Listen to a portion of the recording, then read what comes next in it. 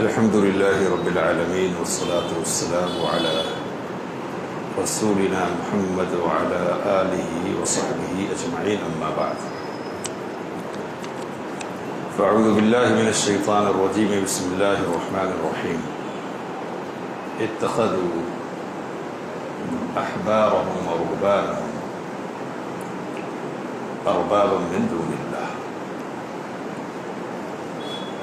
شیخ الاسلام محمد بن عبد الوہاب رحمۃ اللہ علیہ کی کتاب التوحید کا جو باب آج ہمارے سامنے ہے اس کا عنوان ہے من اطاع العلماء والامراء فی تحریم ما احل اللہ او تحلیل ما حرم فقد اتخذهم اربابا. جس شخص نے علماء اور حکمراں کی اطاعت کی، اللہ تعالیٰ کی حرام کردہ حلال کردہ چیزوں کو حرام کرنے کے سلسلے میں یا حرام کردہ چیزوں کو حلال کرنے کے سلسلے میں اس نے ان کو رب بنا دیا.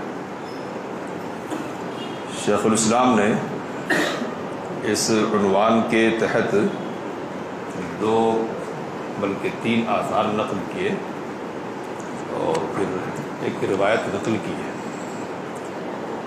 آثار اور روایت کا ترجمہ پہلے کر دیتے پھر بات انشاءاللہ شروع ہوگی. کہتے کہ وقال ابن عباس رضی اللہ تعالی عنہما نے فرمایا کہ یوشک ان تنزل علیکم حجارۃ من السماء، قریب ہے کہ تم پر آسمان سے پتھر کی بارش ہو جائے. میں کہہ رہا ہوں کہ رسول اللہ صلی اللہ علیہ وسلم نے فرمایا اور تم لوگ کہہ رہے ہو کہ ابو بکر و عمر نے فرمایا. یہ پہلا اثر ہے. دوسرا اثر ہے، کہتے ہیں کہ وقال احمد بن حنبل، امام احمد بن حنبل رحمہ اللہ نے فرمایا کہ عجبت لقوم عرفوا الاسناد وصحته، مجھے ان لوگوں پر تعجب ہوتا ہے جن کو سند کا پتہ ہوتا ہے اور سند کے صحیح ہونے کا بھی علم ہوتا ہے، اس کے باوجود وہ سفیان اور ثوری کی رائے کی طرف جاتے ہیں، ان کی رائے کو اختیار کرتے ہیں. حالانکہ اللہ تعالیٰ فرماتا ہے کہ فَلْيَحْذَرِ الَّذِينَ يُخَالِفُونَ عَنْ أَمْرِهِ أَن تُصِيبَهُمْ فِتْنَةٌ، کہ ان لوگوں کو ڈرنا چاہیے جو رسول اللہ صلی اللہ علیہ وسلم کے حکم کی مخالفت کرتے ہیں کہ کہیں انہیں کوئی فتنہ نہ آلے یا انہیں دردناک عذاب آ پہنچے. کہتے ہیں کہ تدری من الفتنہ، کیا تمہیں پتہ ہے کہ فتنہ کیا ہے؟ کہ الفتنۃ الشرک، فتنہ سے مراد کیا ہے؟ شرک ہے. لعلہ اذا رد بعد قولہ، ممکن ہے کہ جب کوئی رسول اللہ صلی اللہ علیہ وسلم کی کسی بات کو رد کر دے تو ان یقع فی قلبہ شیء من الزیغ، تو اس کے دل میں ٹیڑھا پن کچھ پیدا ہو جائے، واقع ہو جائے اور اس طرح سے وہ ہلاکت میں پڑ جائے. فیعنی یہ دوسرا اثر ہو گئے. اب روایت نبی اکرم صلی اللہ علیہ وسلم کی عدی بن حاتم رضی اللہ تعالی عنہ سے مروی مشہور کہ انہوں نے نبی صلی اللہ علیہ وسلم کو پڑھتے ہوئے سنا.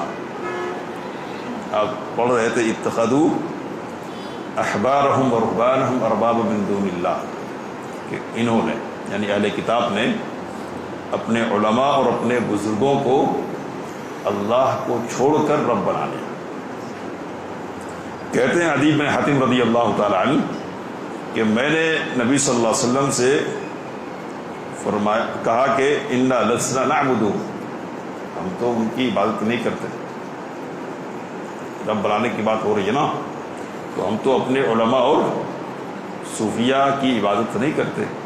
تو نبی اکرم صلی اللہ علیہ وسلم نے پوچھا الیس یحرمون ما احل اللہ وتحرمونہ، کیا ایسا نہیں ہے کہ وہ اللہ کی حلال کردہ چیزوں کو حرام کر دیتے ہیں تو تم ان کو حرام سمجھنے لگتے ہو، اور وہ اللہ کی حرام کردہ چیزوں کو حلال کر دیتے ہیں تو تم ان کو حلال سمجھنے لگتے ہو؟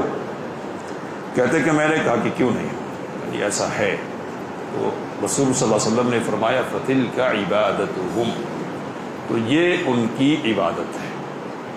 ان کی حلال کردہ چیزوں کو حلال سمجھنا اور ان کی حرام کردہ چیزوں کو حرام سمجھنا، یہ کیا ہے؟ ان کی عبادت کرنا ہے. یہ مسند احمد کی اور ترمذی کی روایت ہے.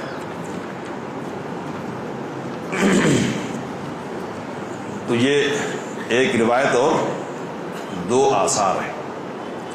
اب باپ کی طرف آتے ہیں کہ اللہ کی حرام کردہ چیز کو اگر کوئی حرام کر لے، حلال کردہ چیز کو حرام اور حرام کردہ چیز کو حلال، اور اس مسئلے میں کسی کی اطاعت کی جائے، علماء کی اور عمرا کی، تو یہ ان کو رب بنانا ہے. یہ بات ہے. اب یہاں علماء اور عمرا کا ذکر خاص طور پر ہے. عمرا مطلب حکمراں، تو ان کا ذکر انہی کے ساتھ تخصیص کے لیے نہیں ہے کہ صرف انہی کو بنائیں گے تو یہ بات ہوگی، بلکہ کسی کو بھی بنایا جائے، کسی کی بھی اطاعت کی جائے تو یہ بات ہوگی. لیکن ان کا ذکر خاص طور پر اس لیے ہو رہا ہے کہ ابتلا اور آزمائش اکثر انہی کے حوالے سے ہوتی ہے. یا تو علماء کی اطاعت کی جاتی ہے حلال و حرام کے سلسلے میں، یا پھر حکمرانوں کی اطاعت کی جاتی ہے حلال اور حرام کے سلسلے میں. قرآن مجید یہ کہتا ہے کہ پچھلے لوگوں نے یہ کام کیا، یعنی یہود و نصارہ میں یہ مصیبت پیدا ہوئی. اس امت میں بھی یہ مصیبت ہے کیا پیدا ہوئی؟ تو اس امت میں بھی یہ مصیبت پیدا ہوئی، اور کئی ایک ایسی جماعتیں وجود میں آئی کہ جنہوں نے اس مصیبت کو اپنے سر کر لیا. تو ان میں سے پہلا جو گروہ ہے وہ اہل کلام کا گروہ ہے، جماعت، کہ جنہوں نے اپنے طور پر دین کے سلسلے میں، خصوصی طور پر عقیدے کے باب میں باتیں پیدا کی، اور جو باتیں انہوں نے پیدا کی اپنی عقلوں کی بنیاد پر، ان کو کن کے مقابلے میں رکھا؟ نصوص کتاب و سنت کے مقابلے میں، یعنی اللہ اور اس کے رسول صلی اللہ علیہ وسلم کے مقابلے میں. تو اب جن لوگوں نے ان باتوں کے سلسلے میں ان کی پیروی کی، تو انہوں نے کیا کیا؟ تو اللہ کی جگہ میں ان کو رکھ دیا، رسول اللہ صلی اللہ علیہ وسلم کی جگہ میں ان کو رکھ دیا. تو اللہ کی جگہ میں رکھنے کا مطلب کیا ہے؟ کہ ان کو رب بنا لیا. تو یہ اہل کلام سے منسلک جماعت ہے کہ عقیدے کے باب میں انہوں نے گڑبڑیاں کی، کئی چیزیں جو نہیں تھی ان کو دین کا حصہ بنایا، اور لوگوں نے ان کو تسلیم کر لیا.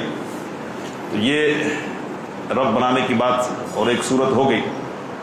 دوسری جو صورت ہے ہمارے یہاں وہ ہے فقہی مذاہب کے سلسلے میں تعصب اختیار کرنے والوں کا مسئلہ. ہم یہ بات جانتے ہیں کہ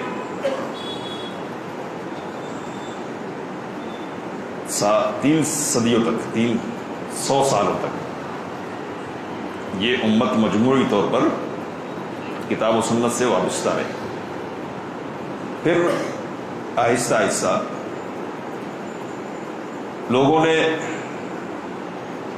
ائمہ کو اصل بنانا شروع کر دیا، اور پھر تقلید شخصی کی بدعت پیدا ہوئی. تو یہ جو تقلید شخصی کی بدعت ہے اس نے عروج پکڑا، اور اس حد تک عروج حاصل کیا اس نے کہ لوگ کلام اللہ کے مقابلے میں اور رسول اللہ صلی اللہ علیہ وسلم کی احادیث کے مقابلے میں ائمہ کے اقوال کو ترجیح دینے لگ گئے۔ قرآن کچھ کہتا اور نبی اکرم صلی اللہ علیہ وسلم کی حدیث کچھ کہتی، اور ائمہ کے اقوال کچھ ہوتے۔ تو یہ قرآن اور سنت کی بات کے مقابلے میں کس کی بات کو ترجیح دیتے؟ ائمہ کی بات۔ کہتے کچھ بھی ہو جائے بات تو ہمارے امامی کی صحیح، تو مختلف تعبیرات کرتے اس سلسلے میں، کئی باتیں کہی جاتی ہیں، کئی باتیں۔ تو ایک بات یہ بھی کہی جاتی ہے کہ نہیں، جب ہمارے امام صاحب نے کہہ دیا تو اس کا مطلب ہے کہ ان کے پاس کوئی نہ کوئی دلیل ہوگی۔ تو اگر دنیا میں کوئی دلیل تھی ہوگی تو قیامت سے پہلے تو وہ اٹھنے والی نہیں ہے، کہیں نہ کہیں ہوگی نا، اس کا وجود رہے گا۔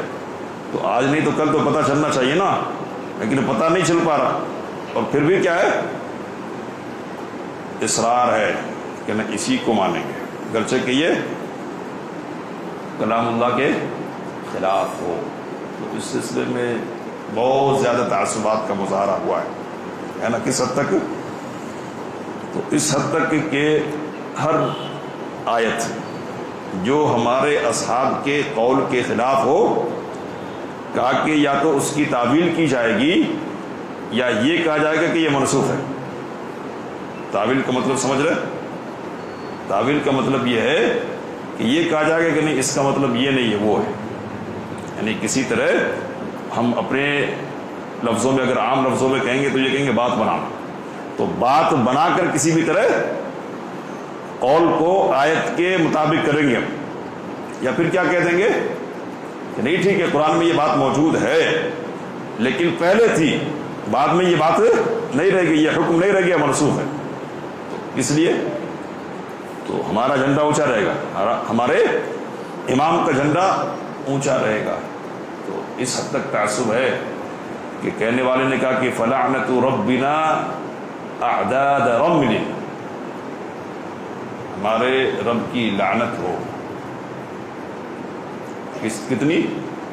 کہا کہ ریت کے ذرات کے برابر، کائنات میں جتنے ریت ہے نا اتنا، اس کے برابر۔ کس شخص پر؟ تو علی من رد قول ابی حنیفہ، اس شخص پر جو امام ابو حنیفہ رحمہ اللہ کے قول کو رد کر دے، بالکل ناقابل رد ہے، جو کہہ دیا وہ کہہ دیا، گرچہ کہ ٹکرائے۔ تو قاضی ثناء اللہ پانی پتی حنفی رحمہ اللہ ہیں، ان کی تفسیر ہے شیخ اسماعیل دہلوی رحمہ اللہ ہیں، جن کو شاہ اسماعیل شہید کہتے ہیں، وہ ہیں۔ اور کئی ایک علماء ہیں کہ جنہوں نے یہ لکھا ہے کہ اگر کسی امام کو یہ منصب اور یہ درجہ دیا جاتا ہے کہ گرچہ کہ اس کی بات قرآن اور سنت کے خلاف ہو لیکن اس کو چھوڑا نہیں جائے گا، تو یہ اس امام کو رب بنانا ہے۔ کیا بنانا ہے؟ رب بنانا۔ تو یہ دوسرا گروہ ہے رب بنانے والوں کا جو اس امت میں پیدا ہو گیا۔ تیسرا گروہ اس امت میں اہل طریقت کا گروہ ہے، سمجھ کہ جنہوں نے اپنا پورا کا پورا زمام کن لوگوں کو دے دیا؟ تو شیخ طریقت کو دے دیا، سمجھ رہے؟ شیخ طریقت یعنی پیر کو دے دیا۔ اب مرید ہے تو مریدی کرے گا وہ، اور پیر کی طرف سے جو بات بھی آ جائے اس کو قبول کرے گا۔ پیر نے کہہ دیا کہ یہ حلال ہے گرچہ کہ وہ حرام ہو، حلال۔ پیر نے کہہ دیا کہ یہ حرام ہے گرچہ کہ وہ حلال ہو، حرام ہی۔ تو یہ شکلیں آپ اگر پڑھیں گے اس موضوع کی کتابیں، اس موضوع پر لکھی گئی تو بہت دیکھنے کو ملتی ہے کہ کس لیے نہیں کھا رہے ہیں، تو شیخ نے منع کر دیا ہے، پیر صاحب نے منع کر دیا، اور کس لیے کر رہے ہیں تو اس لیے کہ شیخ نے کیا۔ قرآن کچھ بھی کہے اور حدیث کچھ بھی کہے، ٹھیک ہے۔ اب یہاں ایک بات یاد آ گئی، کیا بات؟ تو وہ جو دوسری صورت بیان کی ہے نا اس سے متعلق ہے. اور یہ بھی ہے یہاں ہندوستان میں ایک مسئلہ پیدا ہو گیا جس میں جھگڑا ہے. مسئلہ تو پہلے کا ہے لیکن جھگڑا ہو رہا تھا کہ یہ جو قوالیاں ہوتی ہے نا، قوالیاں، تو یہ جائز ہے کیا یا ناجائز ہے؟ تو ایک طرف نظام الدین ہے، جانتے ہیں نا نظام الدین کہاں ہے؟ دلی میں. تو نظام الدین اولیاء کہتے ہیں، اصل میں سلطان الاولیاء ہے وہ، تو سلطان کو ہٹا کر اولیاء کر دیا گیا. تو نظام الدین ہے اور دوسری طرف رکن الدین ہے جو اس وقت کے قاضی القضات ہیں. ٹھیک ہے. تو نظام الدین نے دلیل پیش کی سماع کے سلسلے میں، یعنی قوالی کے سلسلے میں. کیا ہے دلیل؟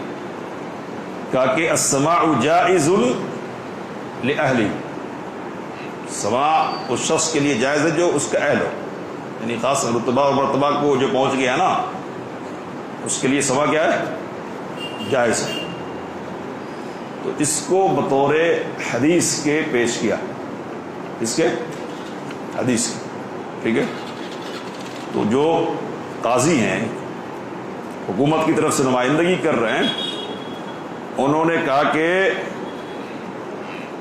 قول رسول نہیں چلے گا. یہاں کیا کہا؟ قول رسول نہیں چلے گا. کیا چلے گا؟ تو قول ابی حنیفہ پیش کرے. کس کا قول؟ دلیل کس کی بات بنے گی؟ ابو حنیفہ کی. دونوں مصیبتیں، دونوں گروہوں کا مسئلہ ہے. ایک گروہ نے کیا کر لیا، جو بات رسول صلی اللہ علیہ وسلم کی ہے نہیں وہ اس کو رسول صلی اللہ علیہ وسلم کی بات بنا کر پیش کر، دوسروں کی بات رسول صلی اللہ علیہ وسلم کی بات کی جگہ پر رکھ کے حرام کو کیا کر رہا ہے؟ حلال کر رہا ہے.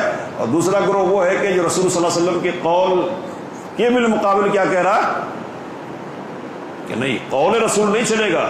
نعوذ باللہ. صلی اللہ علیہ وسلم کیا چاہیے؟ ابو حنیفہ کا قول چاہیے. تو یہ دو گروہ ہیں. ٹھیک ہے. اور چوتھا گروہ کون سا ہے؟ تو سیاست سے وابستہ افراد ہیں، حکومتوں سے وابستہ افراد، خصوصی طور پر دور جدید میں، کہ جنہوں نے حلال کو حرام، حرام کو حلال لینے کا ٹھیکہ لے رکھا ہے، اور مغربی تہذیب کی بالادستی کی وجہ سے، اس کے تسلط کی وجہ سے، اور مغربی تعلیمات کی بنیاد پر پروان چڑھنے کی وجہ سے یہ حکمراں کیا ہے؟ ایک خاص ذہن کے حامل ہو گئے. تو یا تو زبان حال سے کہتے ہیں یا زبان قال سے کہتے ہیں. کیا کہتے ہیں؟ کہ اس وقت کے حالات میں اسلامی تعلیمات چلنے والی نہیں، اور اسلام کا دائرہ کہاں تک ہے؟ تو عبادات تک ہے. یا دوسرے لفظوں میں کہیں گے تو یہ کہ اللہ اور بندے کے درمیان جو حق، جو تعلق ہے نا، ربط ہے، اس ربط کی وضاحت کی حد تک تو ٹھیک ہے اسلام. باقی لوگوں کے درمیان کے آپسی معاملات، تجارت کیسے کرنی ہے نا، سیاست کیسے کرنی ہے، اور فلاں امور کیسے انجام دینے، ان سب کے لیے اسلامی تعلیمات کیا کافی نہیں ہے. تو کدھر سے جائیں گے پھر؟ تو دوسروں کی تعلیمات چاہیے ہم کو. کیا ہے؟ تو مغرب سے لیں گے، پھر کچھ مشرق سے لے لیں گے، مشرق ہے نا، ان سے کام چلائیں گے. تو اس طرح کی ذریعت کے لوگ ہیں یا نہیں ہے؟ تو یہ چوتھا گروہ ہے. کن لوگوں کا؟ کہ جو اللہ کے مقابلے میں دوسروں کا حلال اور دوسروں کا حرام لیتے ہیں اور اس کی بنیاد پر جیتے ہیں اور اس کی تبلیغ کرتے ہیں. مسلمان نام رکھتے ہیں لیکن کام کن کا کرتے ہیں؟ غیر مسلموں کا کام کرتے ہیں. تو اس طرح سے اس مصیبت کی کئی ایک شکلیں جو اس امت میں موجود ہے، اور کئی دائرے سے لوگوں نے کیا ہے، اللہ کو چھوڑ کر دوسروں کو رب بنا لیا ہے. اب یہ چاروں قسمیں ہو گئی ہیں. تو اب ذرا آیت اثر کی طرف ہم آئیں گے. پہلا جو اثر نقل کیا ابن عباس رضی اللہ تعالی عنہ کا ہے کہ انہوں نے کہا کہ تم پر قریب ہے کہ آسمان سے پتھروں کی بارش ہو جائے. یہ بات انہوں نے کس موقع پر کہی ہے؟ کس موقع پر کہی ہے؟ تو کوئی مسئلہ ہے کہ جس کے سلسلے میں انہوں نے نبی اکرم صلی اللہ علیہ وسلم کا حوالہ دیا اور سامنے والا یہ کہہ رہا کہ نہیں اس مسئلے میں ابو بکر و عمر کی رائے تو یہ ہے، تو انہوں نے کیا کہا؟ قریب ہے کہ تم پر پتھروں کی بارش ہو جائے، تم رسول اللہ صلی اللہ علیہ وسلم کے قول کے مقابلے میں ابو بکر و عمر کا قول پیش کرتے ہو، تو یہ جو اثر ہے نا یہ بہت ڈراؤنا ہے اور بہت پیغام رکھنے والا اثر ہے یہ۔ اب اس کی سند کیا ہے یہ نہیں معلوم ہے، لیکن شیخ الاسلام امام ابن تیمیہ رحمہ اللہ نے اپنی بہت ساری کتابوں میں اس کو نقل کیا ہے، بہت ساری کتابوں میں، تو اس بنیاد پر یہ بات کہی گئی ہے کہ کہیں نہ کہیں یہ اثر ہے موجود، جس تک ہماری رسائی نہیں ہو رہی ہے۔ نہیں بھی ہو تب بھی بات تو اپنی جگہ پر صحیح ہے، اور اس سے ملتا جلتا قول ابن عمر رضی اللہ تعالی عنہ کا موجود ہے، امام طحاوی وغیرہ نے اس کو نقل کیا ہے، تو وہ ملتا جلتا قول کیا ہے؟ تو حج تمتع کے سلسلے میں ایک یمنی شخص نے حضرت عبداللہ بن عمر رضی اللہ تعالی عنہما سے پوچھا، تو کہا کہ کر سکتے، رسول صلی اللہ علیہ وسلم نے کرنے کو کہا ہے، تو کہا کہ آپ کے والد حضرت عمر تو اس سے روکتے تھے، تو حضرت عبداللہ بن عمر رضی اللہ تعالیٰ عنہ نے کیا کہا؟ کہا امر ابی یتبع ام امر رسول اللہ صلی اللہ علیہ وسلم، یہ بتلاؤ کہ میرے باپ کا حکم مانا جائے گا، حکم چلے گا، میرے باپ کی بات مانی جائے گی یا رسول اللہ صلی اللہ علیہ وسلم کی بات مانی جائے گی؟ کس کی بات مانی جائے گی؟ تو بات وہی ہے کہ میں کہتا ہوں رسول صلی اللہ علیہ وسلم نے فرمایا اور تم کہتے ہو کہ ابو بکر و عمر نے کہا، تو یہ میں نے کہا کہ یہ اثر کیا ہے؟ بہت پیغام والا ہے اور بہت ڈرانے والا ہے۔ ڈرانے والا اس پہلو سے کہ حضرت عبداللہ بن عباس رضی اللہ تعالیٰ نے کیا کہا کہ آسمان سے پتھروں کی بارش ہو جائے۔ علماء یہ کہتے ہیں کہ جو قول رسول کی مخالفت کرے اس کے ساتھ اسی طرح سختی کا معاملہ ہونا چاہیے۔ کیا ہونا چاہیے؟ سختی کی بات ہونی چاہیے۔ اور حضرت امام احمد بن حنبل رحمہ اللہ کا جو قول آ رہا ہے نا آگے، تو اس سے بھی یہی پیغام ہے، انہوں نے بھی سختی کی بات کی کہ ڈر نہیں لگتا ہے ایسے لوگوں کو کہ اس طرح کی بات وہ کرتے ہیں، رسول اللہ صلی اللہ علیہ وسلم کے قول کے مقابلے میں سفیان الثوری کا قول پیش کرتے ہیں، ان کو ڈرنا چاہیے کہ اللہ تعالیٰ نے کیا کہا؟ فتنہ آ لے گا، اور فتنے کی تشریح انہوں نے کیا کی؟ شرک۔ مطلب یہ کہ اللہ تعالیٰ دنیا میں آدمی کو اور آگے بڑھا دے گا، اتنا ذلیل کر دے گا کہ شرک کرنے لگ جائے گا۔ قول رسول صلی اللہ علیہ وسلم کی مخالفت کا یہ نتیجہ ہو سکتا ہے، ٹھیک ہے؟ تو کیا بات ہے؟ ڈرانا چاہیے اور سختی سے لینا چاہیے، جیسا کہ ابن عباس رضی اللہ تعالی عنہما نے لیا اور ابن عمر رضی اللہ تعالی عنہما نے لیا۔ اب یہاں غور کرنے کی بات یہ ہے کہ قول رسول صلی اللہ علیہ وسلم کے مقابلے میں کن کا قول پیش کیا جا رہا ہے؟ کون ہے وہ؟ تو اس امت کے افضل ترین لوگ ہیں، رسول صلی اللہ علیہ وسلم کے بعد ان سے افضل کوئی نہیں ہے۔ اور کہنے والے نے کہا کہ یوں کہنا چاہیے کہ اس امت کی آنکھ اور کان ہے، کون؟ ابو بکر و عمر، آنکھ اور کان ہے کہ ان کی بنیاد پر امت کی تعلیمات، دین کی تعلیمات آگے بڑھی ہے، امت تک پہنچی ہے۔ تو جب یہ رسول صلی اللہ علیہ وسلم کے دائیں بائیں رہنے والے لوگ، ہمیشہ رہنے والے لوگ اس لائق نہیں ہے کہ ان کی بات رسول صلی اللہ علیہ وسلم کے مقابل قبول کی جائے، تو پھر دوسرے کدھر جائیں گے؟ دوسرے کدھر جائیں؟ ڈرنے کی بات ہے، دوسرے کی بات اور ٹھکرا دینے کے لائق ہوگی۔ یہ سخت پیغام ہے جو اس روایت کی روشنی میں ہمارے سامنے آ رہا ہے۔ اس کے بعد یہ بات ہم کو سمجھ لینا چاہیے کہ امام احمد بن حنبل رحمہ اللہ نے کیا کہا کہ مجھے ان لوگوں پر تعجب ہوتا ہے کہ جو سند کو پہچان لیتے ہیں، جن کو پتہ چلتا کہ یہ حدیث ہے، قال رسول اللہ صلی اللہ علیہ وسلم، سند کے ساتھ پہنچ گئے، قال رسول اللہ، حدیث پہنچ گئی، اور پھر یہ بات بھی معلوم ہو جاتی ہے کہ حدیث کیا ہے؟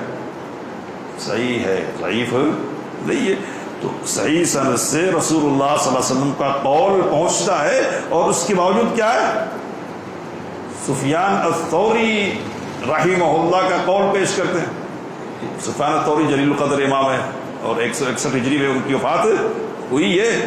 ان کے بھی جیسے ائمہ اربعہ کے ماننے والے ہیں نا، تو ان کے بھی ماننے والے ہوتے تھے کہ بھی کسی زمانے میں، اور جس سے حدیث اور فقہ کی کتابوں میں ائمہ اربعہ اور دوسرے بہت سے اماموں کا قول پیش کیا جاتا نا کہ ان کی یہ رائے، اسی طرح سفیان الثوری رحمہ اللہ کا بھی قول پیش کیا جاتا. جلیل القدر ائمہ میں سے ان کا ذکر خاص طور پہ کون کر رہے ہیں؟ احمد بن حنبل رحمہ اللہ. کہ مجھے تعجب ہوتا ہے کہ بات آتی رسول صلی اللہ علیہ وسلم کی اور اس کے مقابلے میں کس کا قول پیش کیا جا رہا ہے؟ کدھر جا رہے ہیں لوگ؟ سفیان الثوری کی رائے کی طرف. کہا کہ اللہ کیا کہہ رہا ہے؟ وَلْيَحْذَرِ الَّذِينَ يُخَالِفُونَ عَنْ أَمْرِهِ أَن تُصِيبَهُمْ فِتْنَةٌ. جو لوگ رسول صلی اللہ علیہ وسلم کے حکم کی مخالفت کرتے ہیں ان کو ڈرنا چاہیے کہ کہیں ان کو کوئی مصیبت نہ آ لے. فتنہ نہ آ لے. تو اب یہ فتنہ کیا ہے؟ تو اس سلسلے میں علماء کی 3 تشریحات ہیں. یعنی فتنہ آنے سے مراد کیا ہے؟ تو ایک تشریح یہ کی ہے کہ یہ اس سے مراد ضلالت ہے، یعنی گمراہی میں پڑ جائے. دوسری تشریح یہ کی گئی کہ دنیا میں ان کو آزمائش میں ڈال دیا جائے، کسی مصیبت میں جانی مانی وغیرہ. اور تیسری جو تشریح ہے وہ شرک ہے، یعنی شرک میں پڑ جائے آدمی. امام احمد بن حنبل رحمہ اللہ اس تیسری تشریح کو پیش کر رہے ہیں کہ پتہ ہے تم کو جس فتنے کے آنے کی بات اللہ تعالیٰ کر رہا ہے وہ کون سا فتنہ ہے؟ کہا شرک. مطلب کیا کہہ رہے ہیں؟ کہہ رہے کہ یہ ہو سکتا ہے کہ رسول صلی اللہ علیہ وسلم کی بات کو جھٹلا دے آدمی، رد کر دے، اور پھر اس کے دل میں کجی پیدا ہو جائے اور اس حد تک آگے بڑھے وہ کہ شرک میں چلا جائے. تو اگر جائزہ لیں گے نا، جائزہ باریک بینی کی بنیاد پر، تو جن لوگوں نے بھی اس طرح کی حرکت کی ہے نا وہ کسی نہ کسی طرح سے ادھر گئے، ادھر شرک کے گڑھے میں گرے ہیں اور کسی نہ کسی شرک میں وہ مبتلا ہو گئے. اور کچھ نہیں تو کم از کم یہ تو بات ہوگی نا جس سے متعلق ہماری گفتگو ہو رہی ہے. وہ کون سی بات ہے؟ رب بنانے کی بات. رب بنانے کی بات تو رب بنانا تو کم از کم ہو ہی جائے گا نا. تو یہ ڈرنے کی بات ہے. ٹھیک ہے. اب امام احمد بن حنبل رحمہ اللہ کا یہ جو قول ہے اس کی بنیاد پر کچھ چیزیں ہیں کہ جن پر ہم کو غور کرنا ہے کہ کس کو لینا چاہیے؟ حدیث کو لینا چاہیے. اور حدیث کون سی لینی چاہیے؟ کون سی حدیث؟ صحیح حدیث. صحیح حدیث. اب حدیث لینا ہے پھر صحیح حدیث لینا ہے. کیا یہ صلاحیت سارے لوگوں میں ہو سکتی ہے؟ ہوگی نہیں ہو تو پھر کیا کرنا ہے؟ تو جن لوگوں کے اندر صلاحیت ہے وہ تو صلاحیت سے کام لیں گے، وہ صحت تک پہنچنے کی اور صحیح بات معلوم کرنے کی کوشش کریں گے. لیکن جن کے اندر صلاحیت نہیں ہے وہ کیا کریں گے؟ تو وہاں پریشانی ہوتی ہے. اور پریشانی کیا ہے؟ تو پریشانی کا اظہار لوگ کرتے ہیں. کیا کرتے؟ کہتے کہ سمجھ ہی میں نہیں آتا کہ ایک تو کہتے حلال ہے، دوسرا کیا کہہ رہے ہیں؟ حرام ہے. ایک کہہ رہے کہ واجب ہے اور دوسرے کہہ رہے کہ مستحب ہے وغیرہ. تو اب کیا کرنا؟ کن کی بات قبول کرنا ہے؟ عام آدمی کے ذہن میں تو یہ سوال پیدا ہوتا ہے نا. کیا کرنا چاہیے؟ کیا کرنا چاہیے؟ تو 3 باتیں یہاں لکھی ہے، ان کو غور سے سنیے اور ان کو پہنچانا چاہیے اور ان کے مطابق عمل کرنا چاہیے. پہلی بات یہ ہے کہ ارادہ آدمی کا نیک ہو. کیا ارادہ؟ کیا مطلب؟ حق کو جاننا چاہتا ہو صالح نیت کی بنیاد پر. بدنیتی کی بنیاد پر کوئی راستہ ڈھونڈے گا تو اس کو حق نہیں ملے گا. نیک نیتی کی بنیاد پر راستہ ڈھونڈنا چاہے گا تو اللہ تعالیٰ کیا کرے گا؟ وَالَّذِينَ جَاهَدُوا فِينَا لَنَهْدِيَنَّهُمْ سُبُلَنَا. جو ہمارے سلسلے میں محنت کرے گا، کوششیں کرے گا، ہم اس کو اپنے راستے کی رہنمائی کر دیں گے. اور اللہ تعالیٰ نے کہا کہ إِنَّ الَّذِينَ لَا يُؤْمِنُونَ بِآيَاتِ اللَّهِ لَا يَهْدِيهِمُ اللَّهُ. جو اللہ کی آیتوں پر ایمان نہیں لاتے ہیں اللہ ان کو ہدایت نہیں دیتا. تو اس کو الٹ کر اگر کہیں گے تو جو لوگ اللہ کی آیتوں پر ایمان رکھتے ہیں اللہ ان کو کیا کرتا ہے؟ ہدایت دیتا ہے. تو نیک نیتی کی بنیاد پر ہدایت کی تلاش ہونی چاہیے. نیت صحیح کرنا ہے ایک بات. ٹھیک ہے. دوسری بات اس سلسلے میں یہ ہے کہ حق کو معلوم کرنے کے سلسلے میں جو کوششیں ہو سکتی ہے آدمی کی استطاعت میں وہ کوششیں وہ کرے. نیت صحیح، کوشش بھی ہو. نیت تو اچھی ہے لیکن گھر میں بیٹھے کون ٹینشن مول لیتا؟ ہاں یہ جھگڑوں میں کیوں پڑیں گے ہم؟ جھگڑوں میں کیوں پڑھنا؟ نہیں پڑھنا. اپنی جگہ پر رہیں گے، اللہ تعالیٰ معاف کرنے والا ہے. کیا ہے؟ تو یہ نہیں چلے گا، یہ نہیں چلے گا. کیوں نہیں چلے گا؟ تو رسول صلی اللہ علیہ وسلم تک پہنچنا پڑے گا، اور پہنچیں گے تو پھر آگے کا سفر آسان ہوگا. لکھنے والے نے لکھا ہے کہ مرنے کے بعد رسول صلی اللہ علیہ وسلم کے سلسلے میں پوچھا جائے گا، ہم سے پوچھا جائے گا، نہیں پوچھا جائے گا تو قبر میں ہی پوچھا جائے گا، من نبیوں کا یماہا من هذا الرجل الذی بعث فیکم، یہ آدمی جس تمہارے درمیان میں بھیجا گیا تو کون ہے؟ کچھ پتا ہے؟ کچھ جانتے بھی ہو یا نہیں جانتے ہو؟ اور قیامت کے دن بھی پوچھا جائے گا، وَيَوْمَ يُنَادِي فَيَقُولُ مَاذَا أَجَبْتُمُ الْمُرْسَلِينَ، جب ہم ان کو پکاریں گے اللہ تعالیٰ کہے گا کیا رسولوں کو کیا جواب دیا تھا؟ اب رسول تو ہمارے درمیان نہیں ہے نا، ان کی تعلیمات ہیں، تو تعلیمات کو کیا جواب دیا؟ نہیں، ہم تو گئے نہیں تعلیمات کے پاس، تو جواب کیا دیں گے؟ چلے گا؟ نہیں چلے گا. تو پہلے طلب صادق، اور طلب صادق کے مطابق، نیت صادق کے مطابق، استطاعت کے مطابق کوشش. دوسری بات ہو گئی. تیسری بات اس سلسلے میں یہ ہے کہ آدمی اپنی استطاعت کے مطابق کوشش کرے پھر بھی کامیاب نہیں ہو پا رہا، ان کو سمجھ میں نہیں آ رہا کہ کیا کرنا چاہیے. کیا کرے گا وہ؟ تو اس کو چاہیے کہ جو لوگ جاننے والے ہیں نا، جاننے والے ہیں، ان سے رجوع کرے. لیکن اب جاننے والوں میں جھگڑا ہو جا رہا، تو کیا کریں گے؟ کیا کریں گے؟ تو یہاں وہ جو شرطیں پہلے اوپر ذکر کی گئی، ان شرطوں کو ذہن میں رکھتے ہوئے پھر یہ دیکھنا ہے کہ علم کے اعتبار سے، تقوی کے اعتبار سے، دینداری کے اعتبار سے، سنت کی پیروی کے اعتبار سے کون اوپر ہے نا. اب اتنی مصیبت کیوں، اتنی زحمت کون گواہ کرے گا؟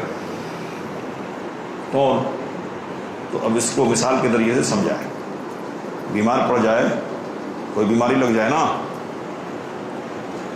کیا کرتے؟ ہاں، کوئی سبھی ڈاکٹر بتا لیں گے نہیں، اچھا ڈاکٹر کون ہے؟ کیا کہتے؟ اچھا ڈاکٹر کون ہے، اسپیشلسٹ کون ہے، اس کے پاس جائیں گے جو صحیح علاج کر سکے گا. تو صحیح علاج کرنے والا کون ہے آدمی پتہ کرنے کی کوشش کرتا ہے. اور یہ بات بھی ہے کہ جو صحیح علاج کرنے والا ہوتا وہ غیر معروف نہیں ہوتا. سمجھ میں آئی بات؟ غیر معروف نہیں ہوتا، وہ معروف ہوتا ہے. تو اگر نیت سچی ہے نا تو پتہ چل جائے کون صحیح علاج کرنے والا ہے. اور جب صحیح علاج کرنے والے تک پہنچ گئے تو آگے معاملہ اس کے حوالے کر دینا ہے، جیسا علاج کرے، جیسا علاج کرے. تو ایک زیادہ علم والا، زیادہ سنت کی پیروی کرنے والا اور تقویٰ اور تدین کے سلسلے میں ممتاز شخص کو ہم نے منتخب کر لیا، اب اس کے مطابق چلنے کی کوشش کر رہے ہیں. تو اب یہاں شرط کیا ہوگی؟ تو شرط یہ ہوگی کہ ٹھیک ہے فلاں صاحب کو اختیار تو کر لیا ہے، اب ان کی بات مانیں گے ان کے تقوی کی بنیاد پر، لیکن اب انہی کو پکڑ کے رہنا ہے کسی بھی صورت میں. گرچہ کہ کوئی اور اسپیشلسٹ آ جائے اور یہ بتلائے کہ نہیں ٹھیک ہے تو بہت بات صلاحیت، لیکن اس مسئلے میں انہوں نے غلطی کر دی ہے. نہیں، آپ کی بات اپنی جگہ، آپ اپنی جگہ رکھیے، نہیں چاہیے، نہیں چاہیے. کیا کرنا؟ اگر صحیح دلیل کی بنیاد پر وہ سمجھا دے کہ نہیں یہاں غلطی ہوئی ہے ان سے، تو بھی کیا کرنا ہے؟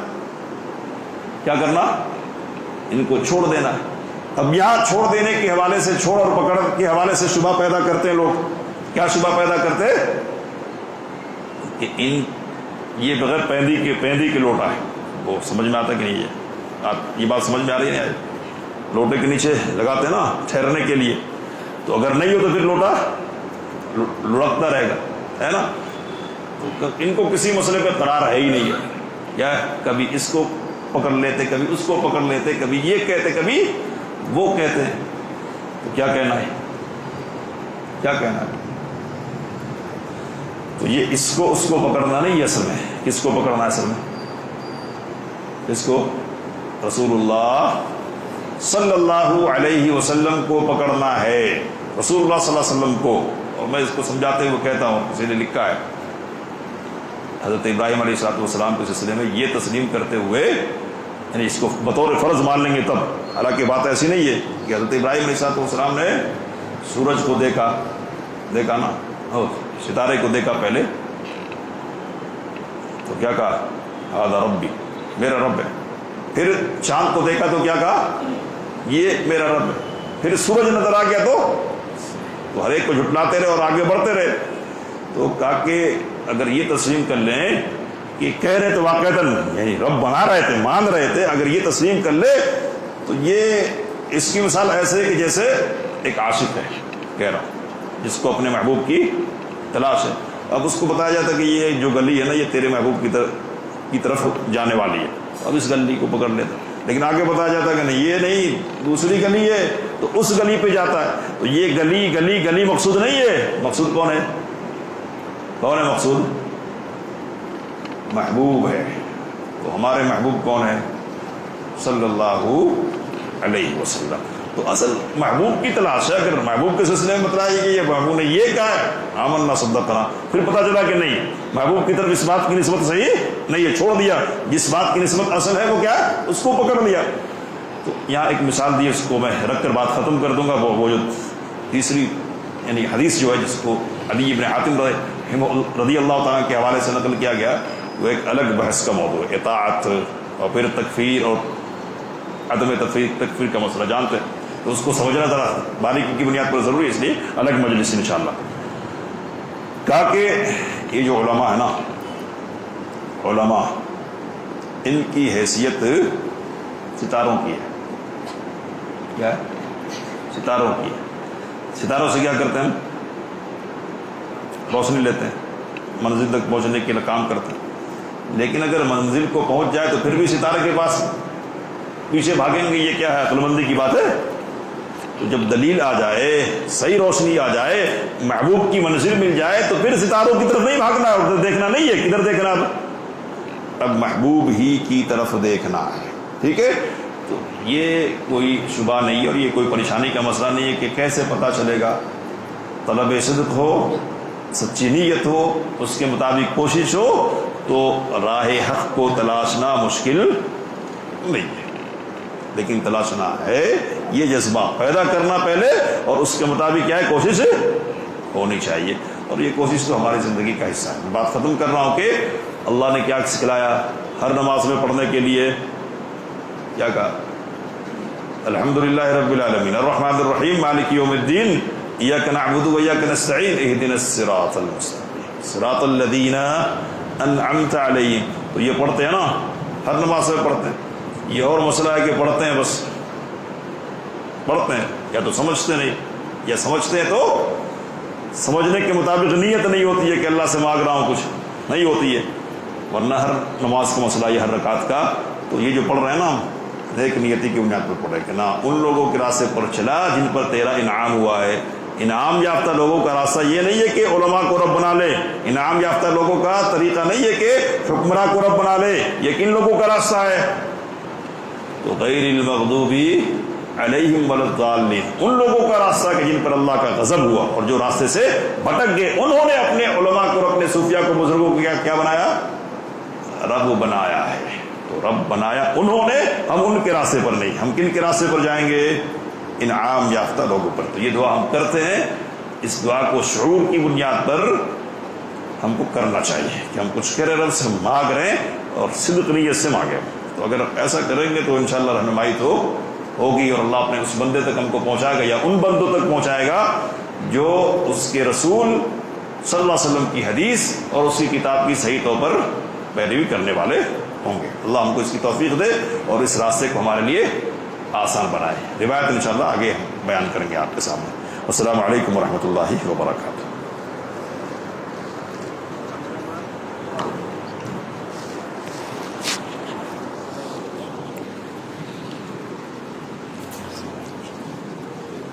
سما کے بارے میں بولے تو یہ نظام الدین اولد کم سے آیا، اس سے پہلے سے آیا ہے، بہت پہلے سے۔